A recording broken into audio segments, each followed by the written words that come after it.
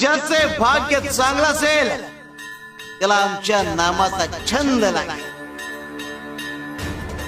आणि त्याच्या मुखात सतत नाम जप असेल. आमच्या नामाची गोडी निर्माण होईल.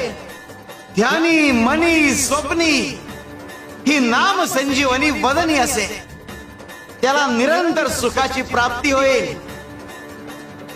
तसं मधाचं सेवन करण्यासाठी भ्रमर कमळ फुलात गुंतून पडतो आणि अत्यंत आनंदाने आणि आदराने मधाचा आस्वाद घेतो.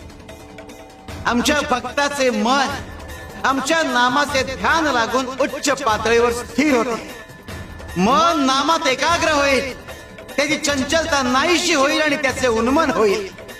अरे नामस्मरण हेच प्रपंच व परमार्थ साधनाचे साधन आहे. शिवाय शंकर.